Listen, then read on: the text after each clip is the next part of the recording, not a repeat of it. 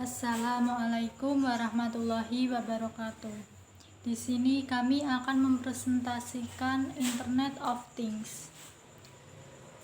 Nama anggota kelompok yang pertama yaitu Indah Novitasari dengan NIM 2020531141.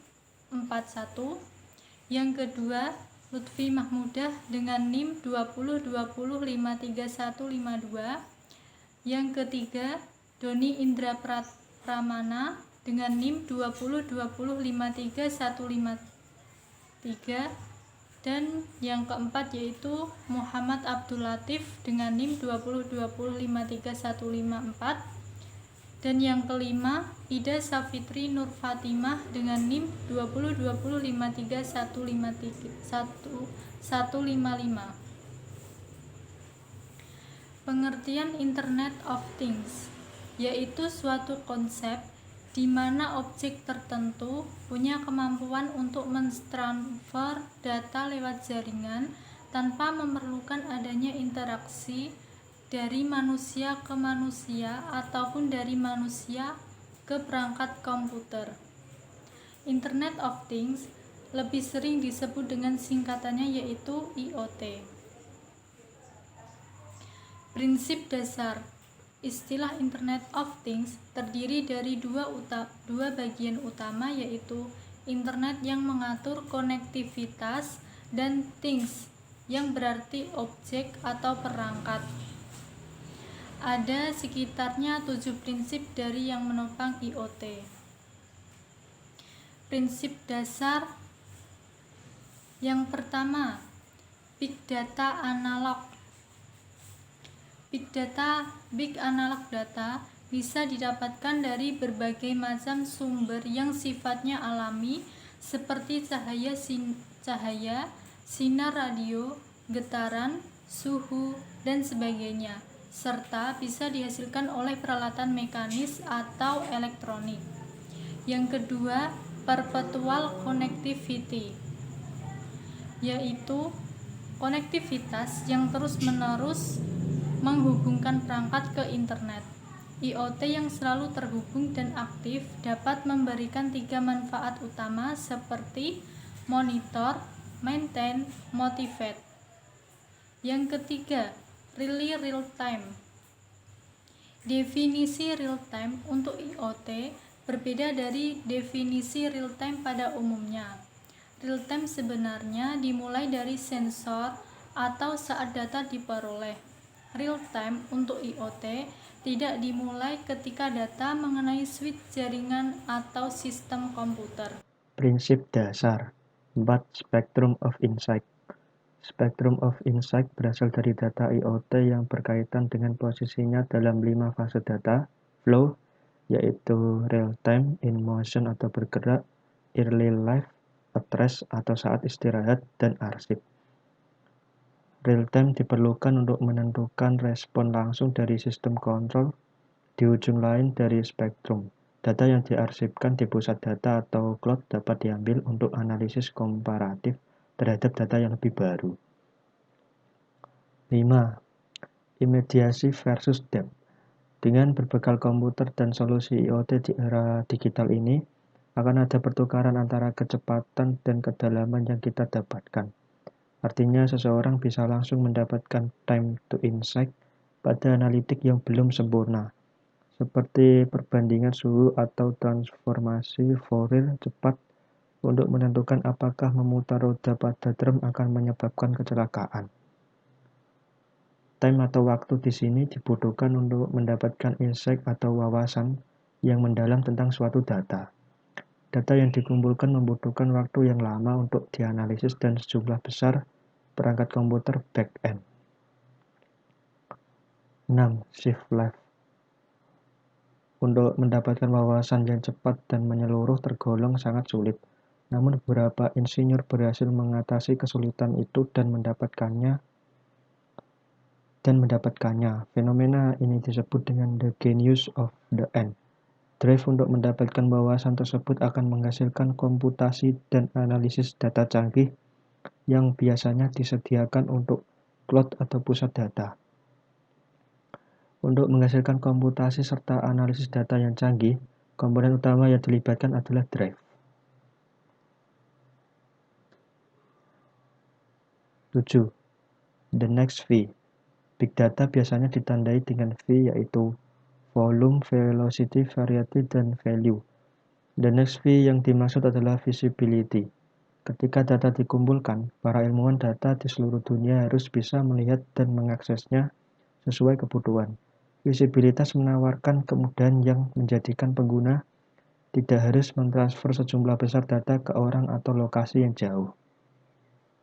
Dengan adanya The Next V, kini pengguna lebih mudah mentransfer data dalam kapasitas besar. Unsur pembentuk. 1. Kecerdasan buatan atau Artificial Intelligence atau AI. IoT membuat hampir semua mesin yang ada menjadi smart. Ini berarti IoT bisa meningkatkan segala aspek kehidupan dengan pengembangan teknologi yang didasarkan pada AI. Jadi, pengembangan teknologi yang ada dilakukan dengan pengumpulan data, algoritma, kecerdasan buatan, dan jaringan yang tersedia. Contohnya adalah mesin yang tergolong sederhana semacam meningkatkan atau mengembangkan lemari es atau kulkas, sehingga bisa mendeteksi jika stok susu dan sereal favorit sudah hampir habis.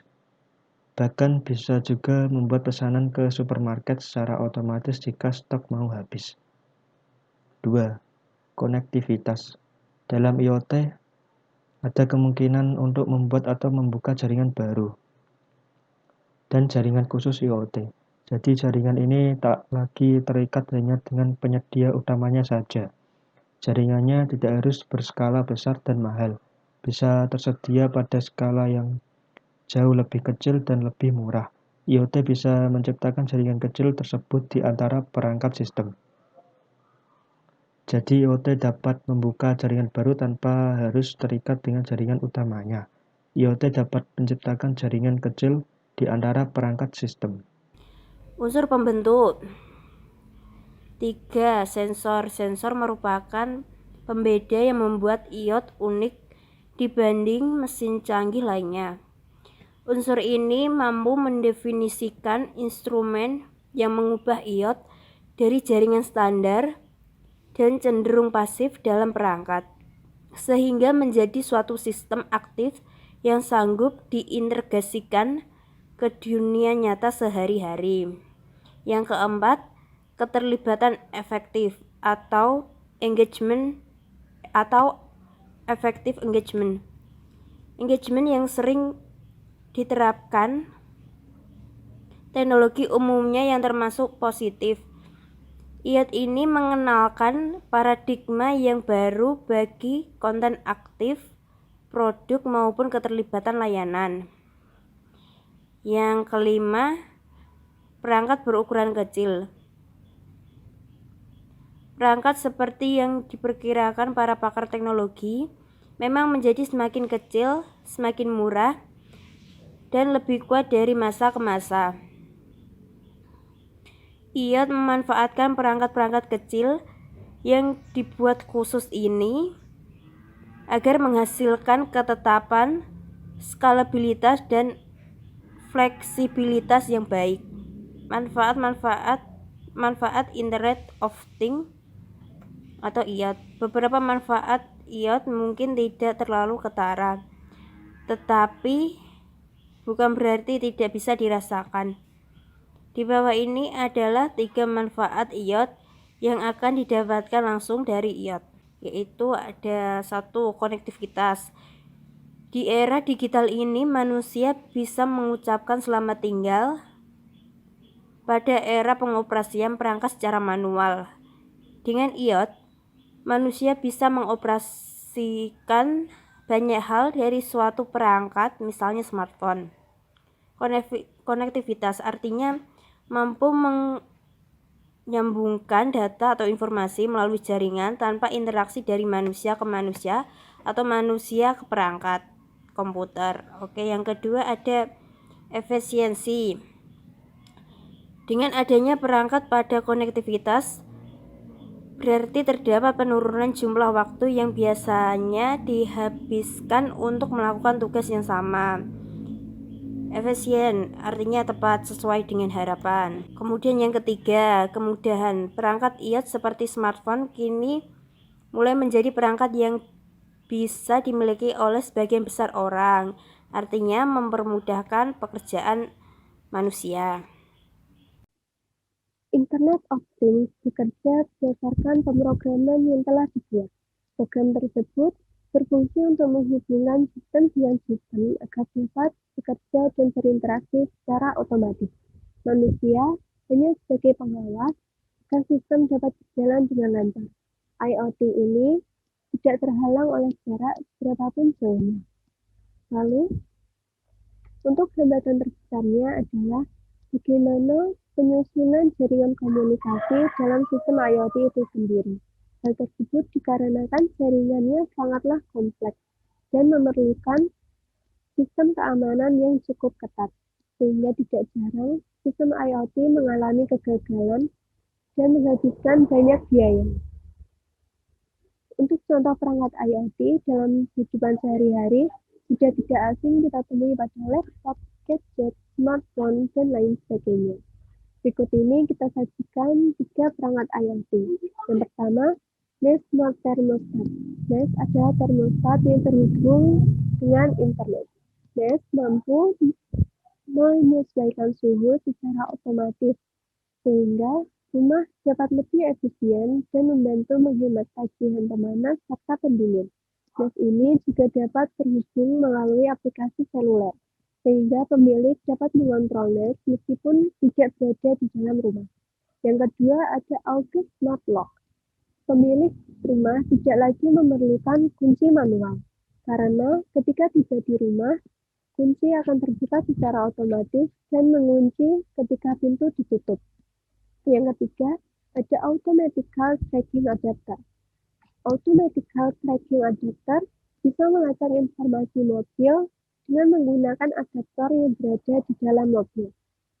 Perangkat IoT ini dapat melacak jarak, penggerak jam, lokasi, biaya, dan lain sebagainya. Oke, slide selanjutnya yaitu penerapan. Yang pertama, pertanian. Ada berbagai macam pengaplikasian Internet of Things di sektor pertanian. Beberapa di antaranya seperti mengumpulkan data soal suhu, curah hujan, kelembapan, kecepatan angin, serangan hama, dan muatan tanah. Data-data tersebut bisa dipakai untuk mengotomatisasi teknik pertanian. Kemudian bisa juga dipakai untuk mengambil keputusan atau decision making.